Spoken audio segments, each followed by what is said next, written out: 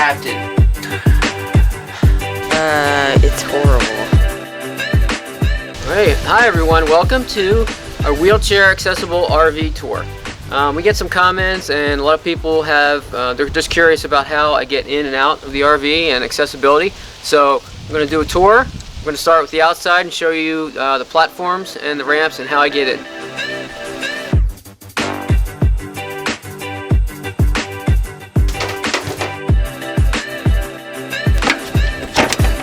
Alright, so this is the first piece of my accessibility setup for getting in. Is the platform that I had custom made. It's about 30 inches high. It's going to go up by the doorway. And then I have a ramp that will show you of how it's a 10-foot long aluminum ramp that was, purchased that way. But the platform I custom made to fit what I needed. Just want to say one thing about the accessibility.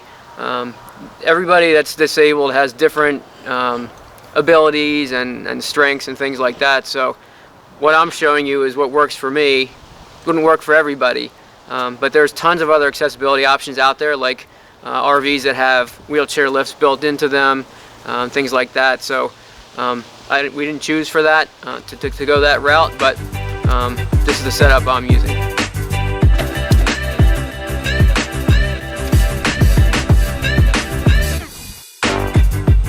Okay, so the platform's up. Next piece is the ramp, folding ramps. We keep those in a compartment in the back.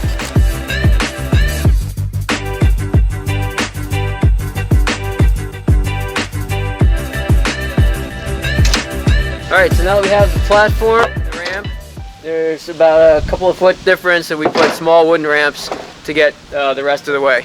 So it's the setup is, it takes maybe 15-20 minutes to get it set up, but we're only going to be traveling every like 2 to 3 weeks, most likely on average, so it's not too bad to do once every 2 to 3 weeks. It's horrible. Yeah, it's real easy for me, because I just sit and give directions.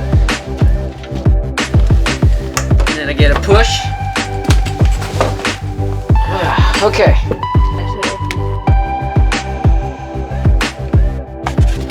Alright, so this is the cockpit area. This is the driver's seat, the passenger. These are captain's chairs, so when I'm sitting in it, I'm the captain. Alright, so here's the hand controls. Well, first of all, for getting into it, there's a swivel thing on the other side. So there's a swivel, swivels out, and I just transfer over. And always have to sit on a cushion because I get pressure sores pretty easy. So I just bring the cushion over. So here's, so the steering is pretty much normal. I have the knob that's right here. I think you have it bracketed on wherever you want, but they recommend this 4 o'clock position. And then over here is the hand control for the gas and the brake. It's on one lever. This is the MPD controls. There's several different configurations and types of hand controls. What's nice about these is they're just mechanical. There's no electronics involved. So this one, it connects directly to the brake. So when you push it, the brake goes. And then when you push down, like at a right angle, the gas presses. So it's just sort of like a pivot that goes off the steering column. It's nice that there's one hand for both controls of gas and brake. So, and then the other hand is the steering. So it's pretty simple. Everything else in the driving area is pretty normal. Over here you have your jack, your hydraulic jack. So when you pull into a campsite, you just hit if you want to use it, you hit the auto level and the jacks come down and they get you level. The other option is to drive the wheels up on boards if you don't want to mess with the hydraulic jacks. Okay, so that's pretty much it for the driving area or the cockpit.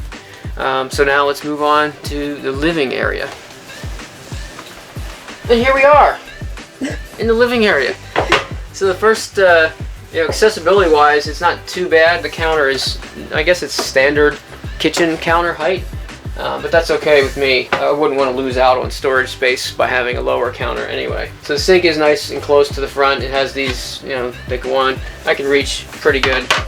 It has the faucet that pops off, so if I have to fill a cup or a container with water. I don't have to reach all the way up there, so it makes it a little bit easier. Storage-wise, the drawers are just normal. They latch. They're a little bit hard to pull, but once you're used to it, it's not too bad. And the upper cabinets are kind of high, but I can reach them from down here, so it's not that bad. I guess if I needed to use a reacher, I could do that, but they have the heavy-duty latches, so they don't pop open while you're driving. So I'm not sure I could open that with a reacher anyway. Now for cooking, stove is a normal stove top. It's gas. Controls are in the front, so that's nice. You don't have to reach over or alongside to turn it on and off, so that's convenient. And microwave is a bit of a reach to get stuff in and out of, but I can reach all the buttons are towards the bottom. Right, so the refrigerator is pretty easy to reach everything. It's not that big of a refrigerator. It's mounted pretty high, but everything in the fridge is easy to reach. And then the freezer, you can reach the bottom shelf, not the top one, but that's what I have kids for. Okay, so over here is the sofa / Jarod and Makenna's beds. We went with the trundle bed. There's twin-sized bed up top, and then the trundle comes out, and we have another mattress. So there's 2 beds for Jarod and Makenna, but during the day, this serves as the sofa or whatever else you want it to be. We just put some pillows along the back and use it as the sofa. There's seat belts in here for traveling. And I can't really reach those cabinets, so we don't put stuff in there that I need to get to.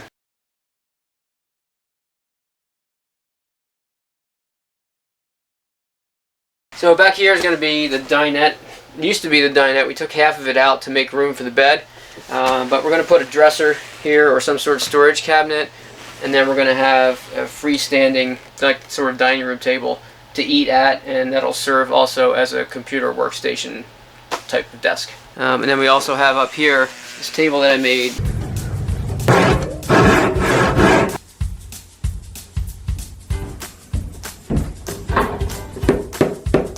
It mounts to a little post hole in the floor.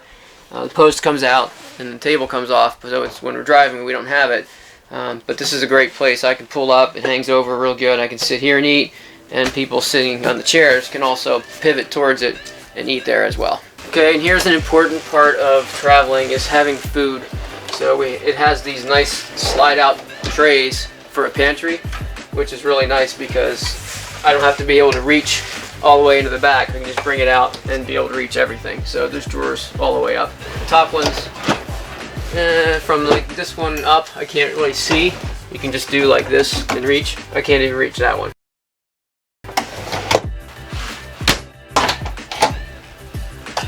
This is the bathroom. It's very small, as most RV bathrooms are, except for the really huge diesel 45-footers. So it's probably not the best setup because I can't get in and close the door, but you just don't have that much space in RV bathrooms. But what's nice is I can just barely fit through the door. My wheels are narrow enough to fit through, so I can get to the toilet, sit on the toilet. I can reach the sink, I can reach the medicine cabinet. Up here is the breaker box that I can see but not reach, so that's why I have Jarod to help out when we need to do electrical stuff. And I can reach the light switches and everything else back here. Fan. So it's all pretty good. So that's the bathroom. Now onto the sleeping areas. They had this double bunk area. The bottom bunk, we took the mattress out. We're using that as storage, and Alexandra's little cubby hole maybe, or who knows what. It's a nice big area for storage. Up top is where Alexandra sleeps. Obviously it's not accessible for me, but I don't sleep there, so that's okay. Okay, and then now let's move on to the master bedroom. That's mine and Diane's. So right now it's kind of cramped because, and this is the way a lot of the RVs we looked at had very narrow at the bottom of the bed that I couldn't even get in. And in our old travel trailer, that's kind of what it was. I had to just get to the bottom of the bed and crawl on the bed to get to the stuff. So, but with this one, it has the opposing slides. This slide's already out. We got to put this slide out, and you'll see how much of a difference it makes.